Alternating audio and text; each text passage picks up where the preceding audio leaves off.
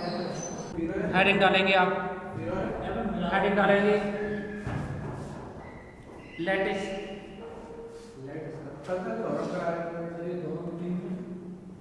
चलो का स्टेटमेंट दिखाया था आपसे, प्रूव करने के लिए बोला था।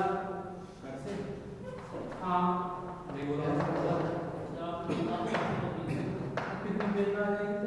हेडिंग डालें पहले लेटेस्ट, इसमें लिखेंगे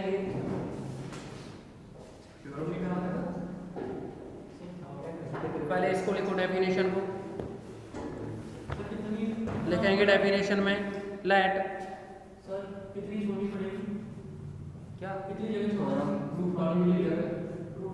जितनी बूलियन अलजेब्रा की जो प्रॉपर्टीज थी ना उतनी, उससे 3 लाइन एक्स्ट्रा कर देना।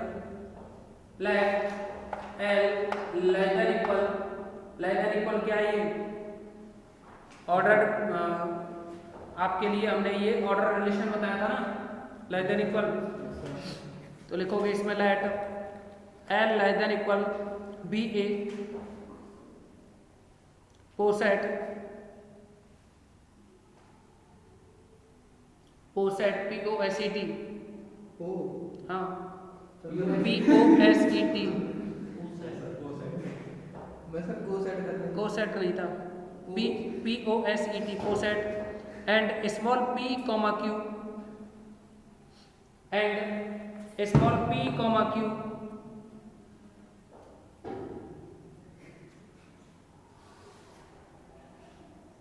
be two elements in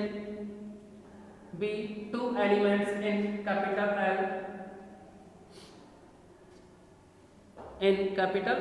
L full stop।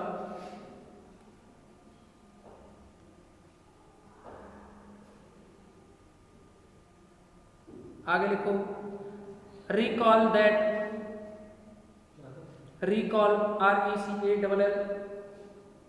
recall that an element C small c in capital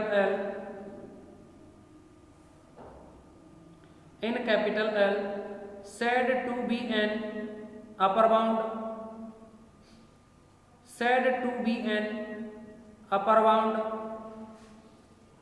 of P and Q, upper bound of small p and q,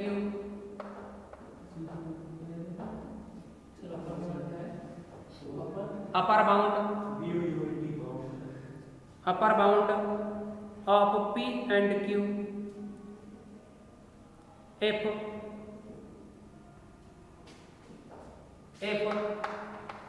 p less than equal c, if p less than equal c and q less than equal c, यानी जो p और q है ना वो किसी भी number c से क्या हो, लेस देन इक्वल हो।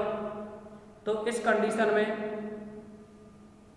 ये जो कंडीशन आपको लिखी हमने, इसमें जो c है वो है अपर बाउंड कहलाता है, c क्या कहलाएगा, अपर बाउंड। और अगर हम कोई दूसरा एलिमेंट लें d ले लिया जैसे, तो यहाँ d क्या है, d लोअर बाउंड होगा। अगर p की वैल्यू और q की वैल्यू है जैसे d से कैसी हो, मैक्सिमम हो, बड़ी हो, तो उस कंडीशन में जो d एलिमेंट होगा वो लोअर बाउंड होगा। अपर बाउंड में क्या होता है कि ये जो c है ना अपर बाउंड कहलाएगा अगर c की वैल्यू p और q से कैसी हो, बड़ी। अगर यहाँ p और q की वैल्यू क्या हो, सॉरी तो p की देखो c की वैल्यू क्या हो, यहाँ p q से बड़ी हो, तो इस कंडीशन में c है वो p q का क्या कहलाएगा, अपर बाउंड। और ऐसे ही अगर ये c, अगर यहाँ c की वजह हम d लें, अगर d की वैल्यू है वो p और q से कैसी हो, लेस देन इक्वल हो, तो ऐसी कंडीशन में d अपर लोअर बाउंड होगा p q का, ठीक है ना। क्या हो जाएगा ये लोअर बाउंड। तो लिखोगे इसमें आगे an element C is said to be, क्या लिखा आपने, upper bound of P and Q if P less than equal C and Q less than equal C, full stop. आगे लिखो an element small C is said to be an element small C is said to be a least upper bound of P and Q, least upper bound of P and Q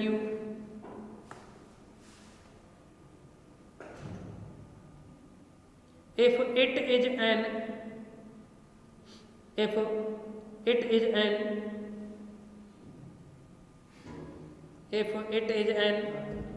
upper bound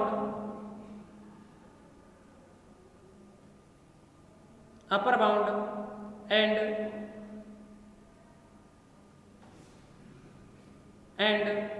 if there is no other upper bound and if there is no other upper bound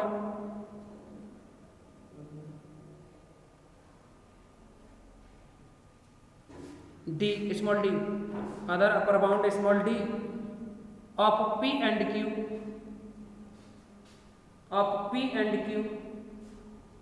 such that D less than equal C, such that D less than equal C.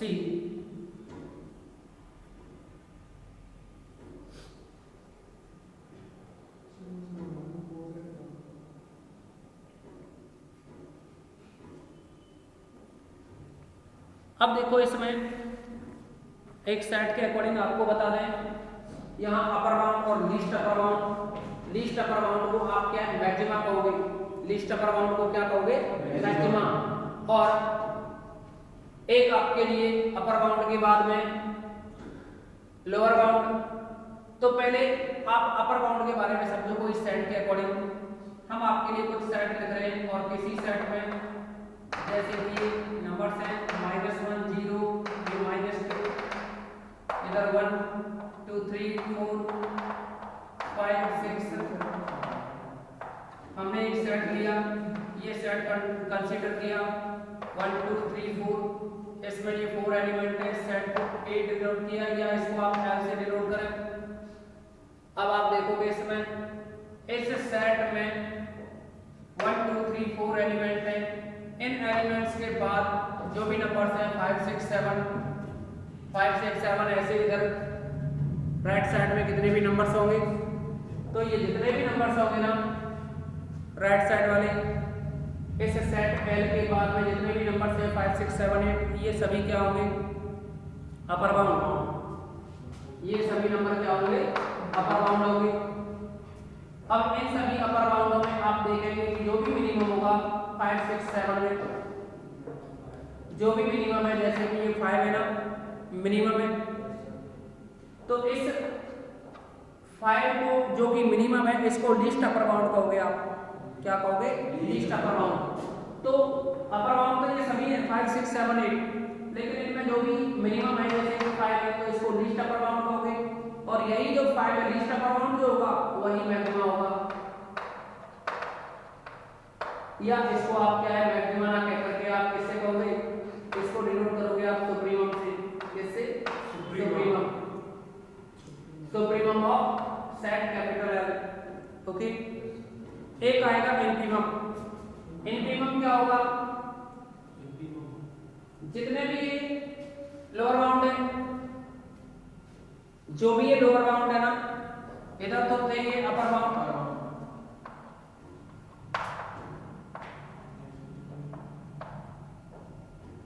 और ये है इधर lower bound.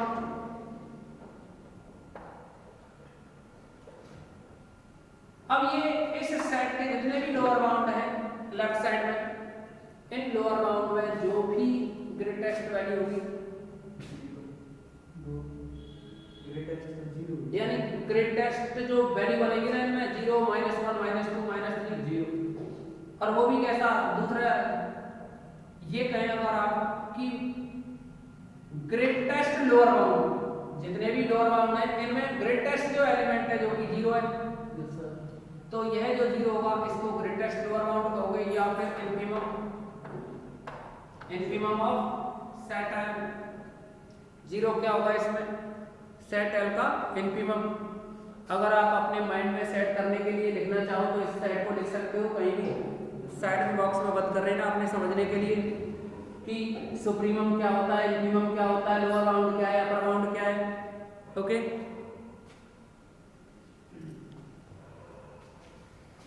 Note कर दो इस example को। Coset का होगा, कोसेट तो सर सुने, कोसेट का सुने आता है। नोट करो पहले बता दें। भैया INPM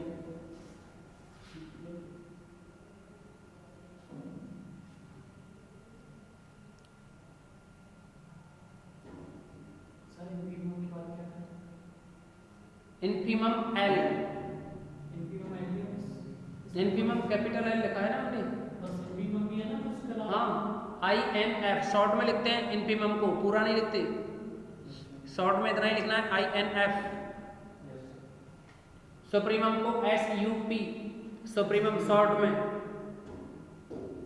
ऐसे ही लिखना होगा आगे भी जब भी जरूरत पड़ेगी, ऐसे नहीं डिटेल में लिखते रहो। अभी आप यहाँ डिस्कस कर रहे हो, बाकी का ये इनफिमम सुप्रीमम सभी सेकंड ईयर में एक पेपर होता है रियल एनालिसिस, तो वहाँ इनफिमम सुप्रीमम सब चलते रहते हैं। बगैर इनफिमम सुप्रीमम के तो कोई भी यूनिट है ही नहीं, ठीक है ना। ऐसी कोई भी यूनिट नहीं है जहाँ इनफिमम सुप्रीमम का जिक्र ना हो। तो लिखोगे आप इसमें आगे लाइन चेंज करके लिखे similarly, similarly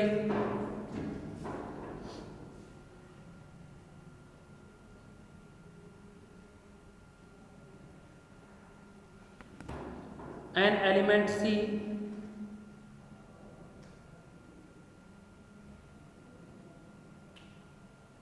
element C in capital A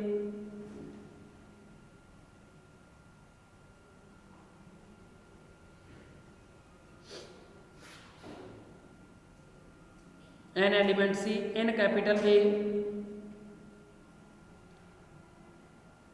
is a lower bound of two elements TW, two elements P and Q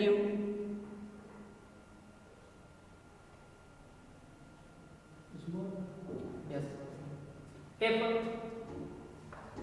C less than equal P and C less than equal Q,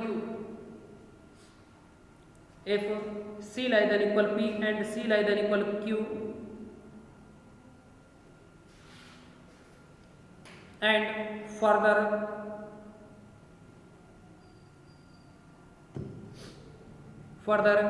it is a greatest lower bound of P and Q, it is a greatest lower bound को क्या कहते हो आप? Infimum. आगे लिखो इसको greatest lower bound, bracket में लिख दो इनफिमम, लिख दो इसके साथ इनफिमम लिख दो, बाद में प्रॉब्लम ना हो। And further it is a greatest lower bound, bracket में इनफिमम, ब्रैकेट बंद करोगे, आगे लिखे of P and Q, of P and Q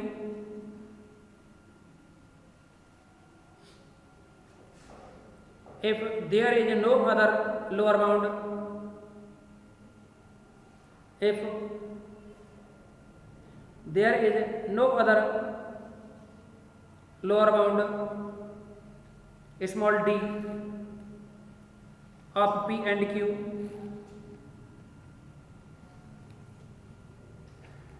such that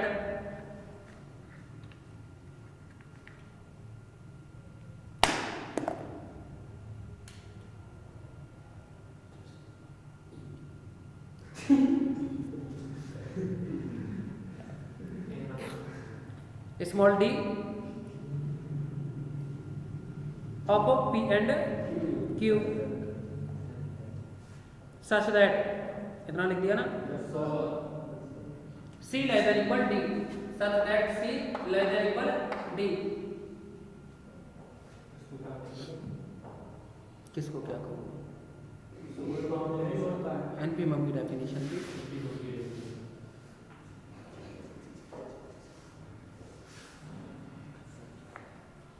अब इन दोनों इन्फीमम सुप्रीमम की जो डेफिनेशन है ना, इनके अकॉर्डिंग आप लैटिस की डेफिनेशन दोगे। ओके, लिखेंगे अब इसमें नेक्स्ट लाइन से,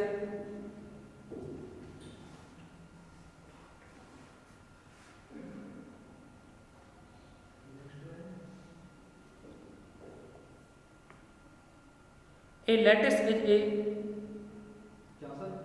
नेक्स्ट लाइन से लिखो लैटिस की डेफिनेशन, और लैटिस की डेफिनेशन पी एंड जो क्यू है, सॉरी मैक्सिमम सुप्रीमम और जो इन्फीमम है ना, इन पर डिपेंड होती है। तो लिखोगे, इसीलिए सुप्रीमम इन्फीमम हमने आपको पहले डिस्कस कर दिया।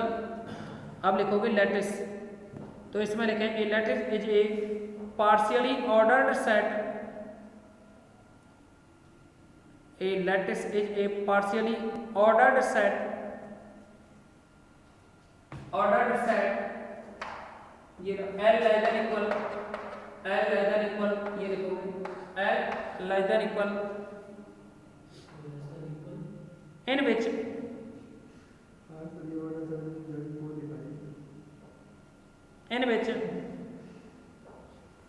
every pair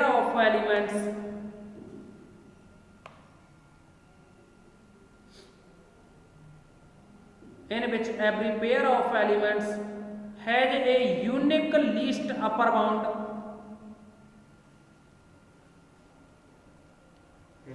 has a unique least upper bound, supremum has a unique least upper bound and a unique greatest lower bound, and a unique greatest lower bound,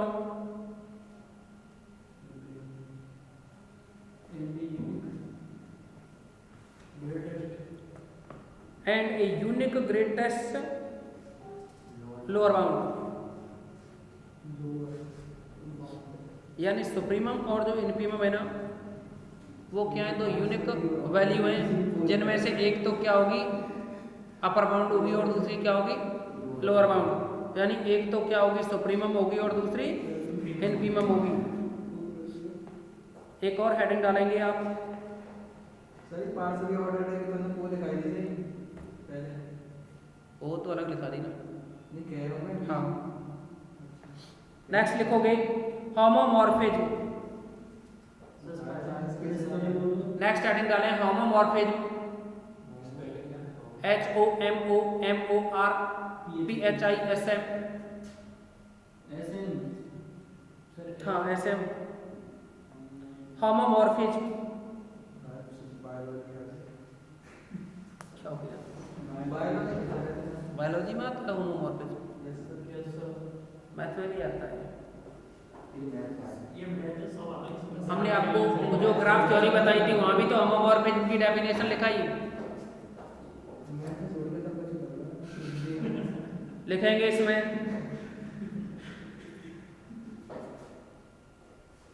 late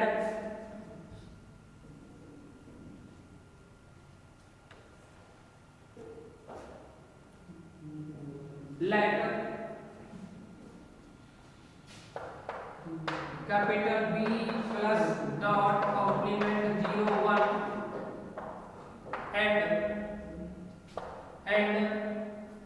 B star plus star dot star complement star 0 star और 1 star, लिखो इतना। कोई दूसरा Boolean algebra define करने के लिए,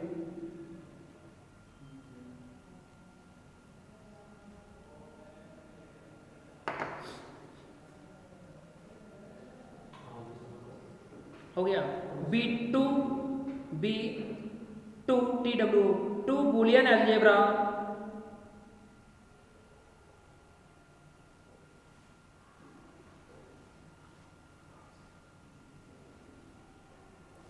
a function f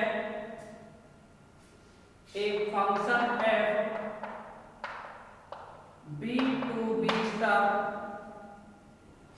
a function f b to b star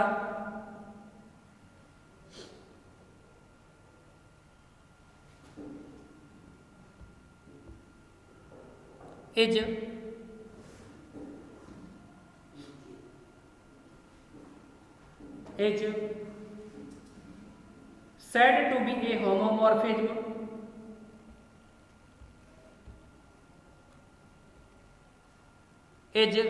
said to be a homomorphism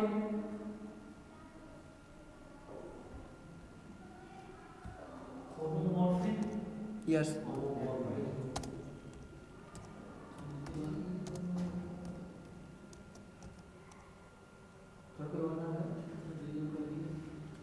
is said to be a homomorphism if for any pair of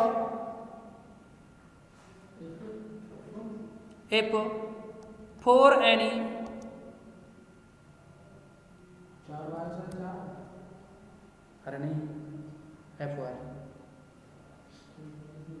if for any pair of arbitrary elements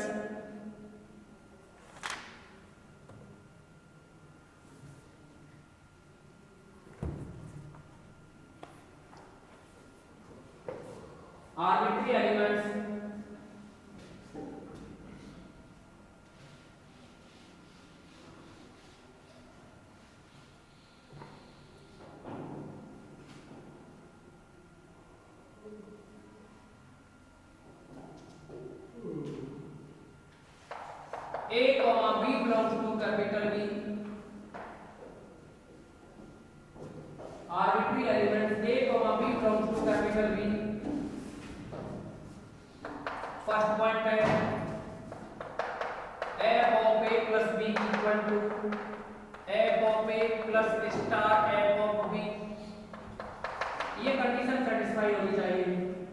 second है इसमें f of A dot B equal to f of A dot star f of B. Third है इसमें f of A का complement equal to f of A के complement का star. Okay तीनों property note करें.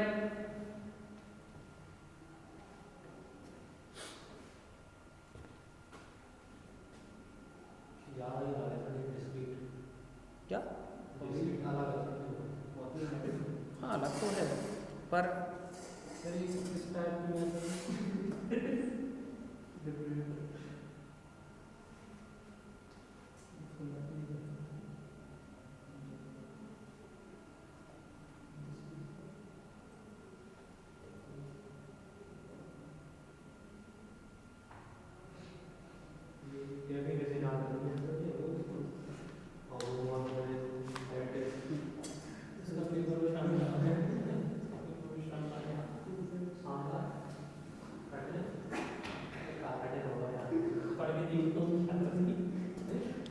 लिखेंगे इसमें आगे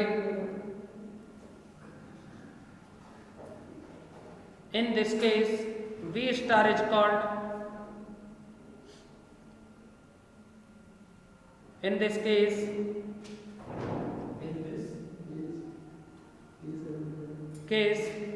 B star is called the homomorphic image B star is called the homomorphic image of B.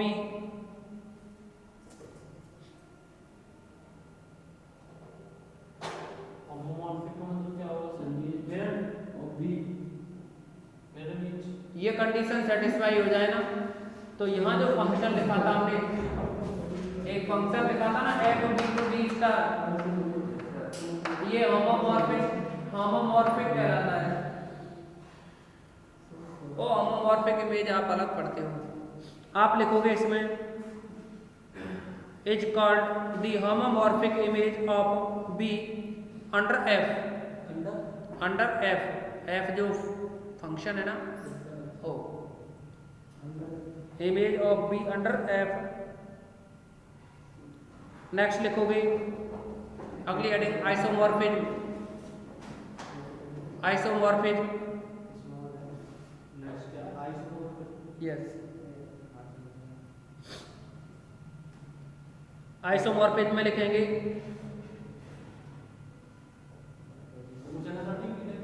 क्या? हाँ बिल्कुल, नहीं पूछता तो हमें कौन सा शौक था, और सिलेबस एग्जाम वाले तो सिलेबस जो बनाया है उसको भी क्या शौक था कि सिलेबस में पॉइंट वो डालता। लिखेंगे इसमें क्या? नेक्स्ट लिखो isomorphism.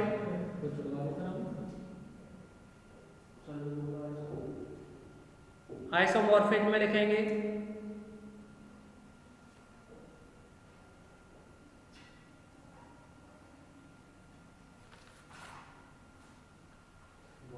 let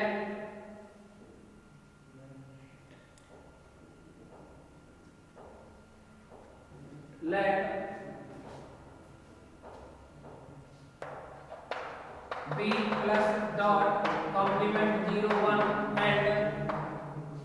and b star plus star dash star dot और ये कॉम्प्लीमेंट स्टार 0 स्टार 1 स्टार,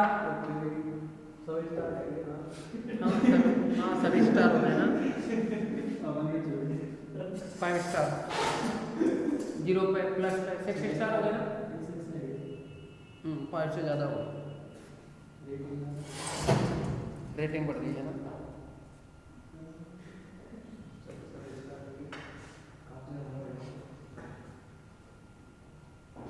लिख दिया ना इतना? B star plus star dot star star 0 star 1 star B 2 Boolean algebras, B 2 Boolean अलजेब्रास,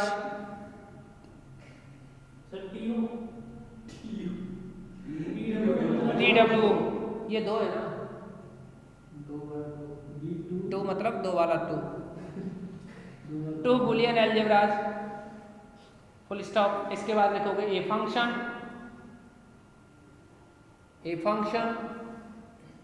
board पे लिखा ना F B to B star, a function F B to B star is said to be a isomorphism, is said to be a isomorphism if for any pair of arbitrary elements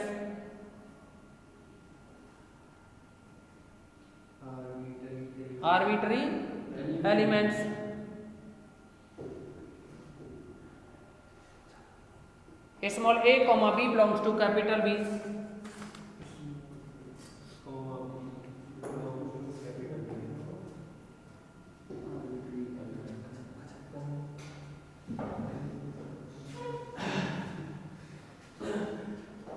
second point, third point, fourth point, first point, f is 1 1।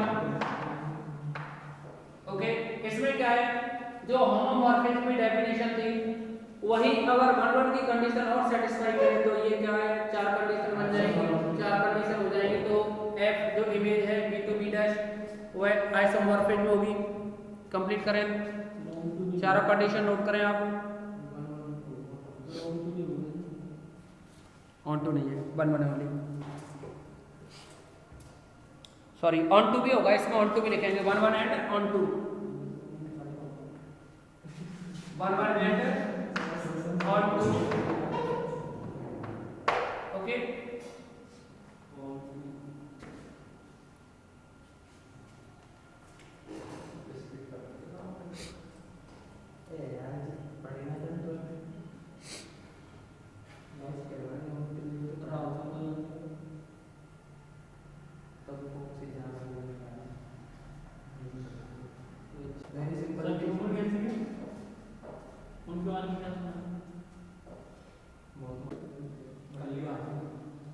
in In